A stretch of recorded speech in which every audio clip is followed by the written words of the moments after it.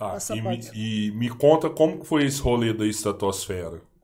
A estratosfera, quando eu era novinha, quando teve o primeiro pouso na Lua, né? Aham. Mas eu fiquei fascinada com aquilo. Eu nem tinha televisão, fui assistir numa vizinha e eu achei demais. Eu falei, eu quero já. Isso eu tinha, né, 9, 10 anos e eu nem pensava em viajar, mas já nem sabia como era viajar. Ainda eu peguei o gosto, descobri com 20 anos, né? Mas já queria ir para a Lua. Eu falei, eu quero ir para a Lua. Um dia eu vou para a Lua. Fiquei pensando. E fiquei com isso, né, no meu imaginário. E quando começaram esses voos comerciais, eu não sei se alguém... Já começou, né? Já começou, sim, né, sim, agora já. Já. E, então, eu me informei, mas tinha lista de espera. E você tinha que pagar $250 mil para fazer esse voo, e sem devolução. Agora parece que já não é mais assim. Mas ainda não dá para eu pensar nisso mais, porque com esse preço eu falei, não, com esse preço dá para fazer um monte de viagem, né? E ainda mais quando eu liguei para uma agência de turismo de aventura, que é do Marcos Pontes, ele é um dos sócios, acho que deve ser ainda. E o outro sócio dele, eu liguei, conversei, fiquei conversando a manhã inteira quase com esse outro sócio, né? E ele me falou que essa viagem você vai, mas ainda não vê a Terra toda, que eu queria como passou. Sim. Na época que o homem chegou à Lua, que dava para ver a Terra redondinha, inteirinha, né?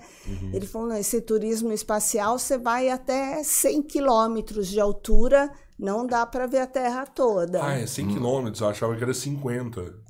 Não, a estratosfera vai até 50 quilômetros, depois é o espaço já. Ah, espaço. Tá. Então chama suborbital esse turismo aí, né? Que vai para cima. Entendi. Aí eu falei, mas eu vi mais barato em outra agência, né? Vi por $90 mil. Ele falou, não, nem lembro o valor. Ele falou, não, esse vai até a estratosfera e esse a gente tem por um preço melhor que esse. Eu falei, opa, então já podemos começar a conversar, né? Aí conversa, vai bem. Eu falei para ele, olha, eu também sonho em fazer um voo de gravidade zero, ficar flutuando. Ele falou, eu posso organizar. Eu falei, dá para ser na mesma viagem, para aproveitar a passagem, né? Ele falou, dá. Eu falei, mas aí tem que ser na Rússia. Eu falei, tudo bem, então vê para mim. Na época você tinha Estados Unidos e Rússia, né, para fazer isso. A França também está fazendo agora, né? Então, eu falei, então vai vendo aí que eu quero. Então, quando eu decido, a própria pessoa da agência percebe, não, essa vai, porque né, a agência diz que tem muita gente que liga para prescrutar e não vai, não faz nada, né? E eu falei, então eu vou, pode organizar. Aí ele falou, mas você tem que fazer tem que fazer consulta com uma médica especializada em esportes radicais, e ela vai ver se você tem condições de ir, tudo. Falei, tá bom, onde é essa médica? Em Vinhedo. Eu falei, eu não gosto de dirigir, eu gosto de viajar, mas não gosto de dirigir. Só quando não tem outra pessoa que vá dirigir, então aí eu sou obrigada, né? Eu durmo na direção, é um perigo. Então, eu falei, eu não gosto, evito. Bom, aí fui lá para Vinhedo, fiz, aí ela falou que eu tinha que ter a pressão baixa, minha pressão era bem altinha nessa época. Quando meu pai faleceu, minha pressão desregulou tudo. E aí, então, comecei a tomar remédio. Ela falou, você tem que fazer um pouquinho de academia, né? Tem que ter um físico preparado para isso.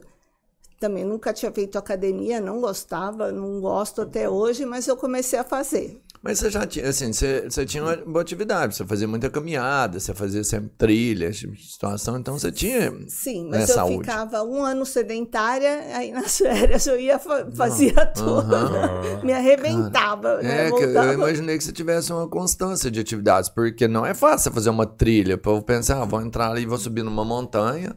É difícil? É difícil. Então, por isso que eu acabava me machucando, voltava estrupiada, sempre voltava estrupiada. Eu tenho um monte de cicatriz, né? que eu sempre acabava aprontando.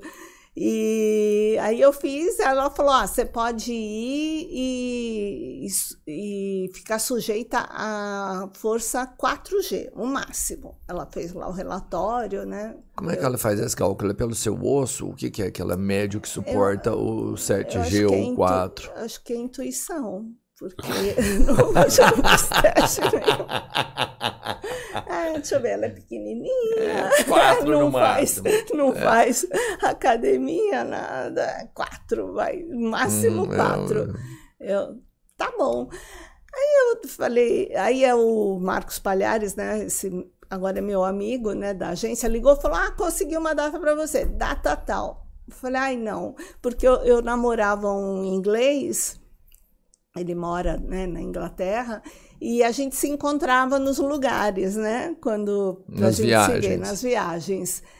Tanto que quando você perguntou da Aurora Boreal, era meu aniversário, mas no dia seguinte do passeio da Aurora Boreal. E aí ele foi passar, foi me encontrar na Noruega. A moeda dele é forte, né? Então, ele foi me encontrar lá em Oslo para a gente passar meu aniversário juntos.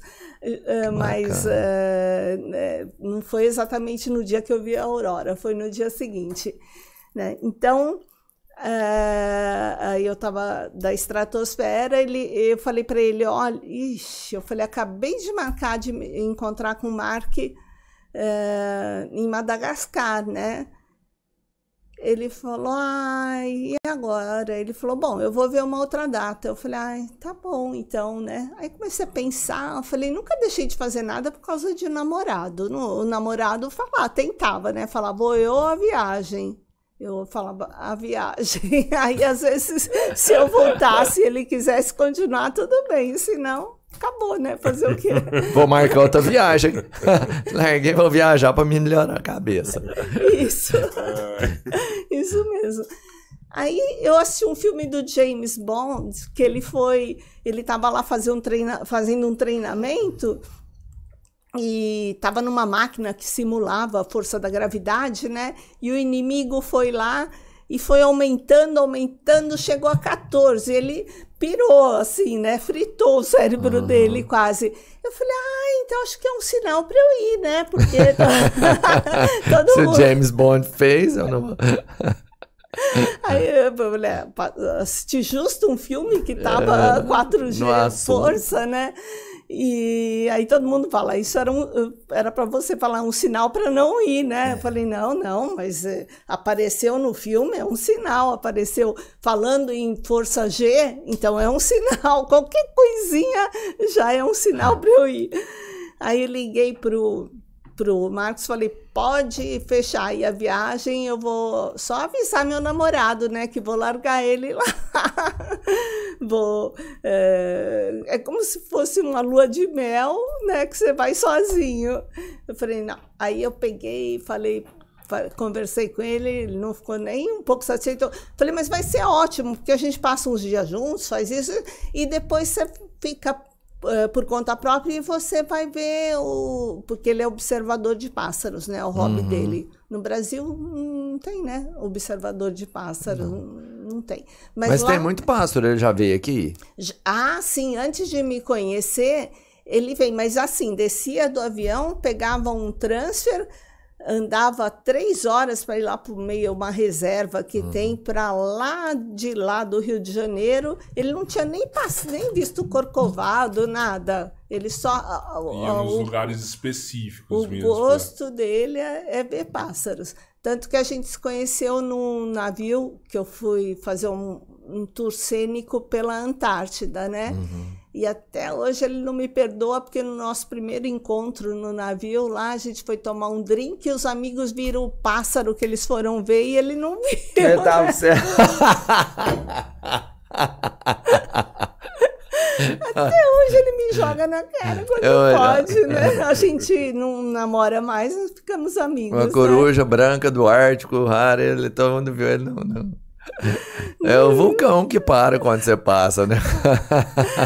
É verdade. E eu fiquei impressionada, porque esse cruzeiro cênico, você vê lá, mas não pode descer em lugar nenhum. Aí ele me mostrou com o telescópio, falaram que tinha pinguins numa montanha.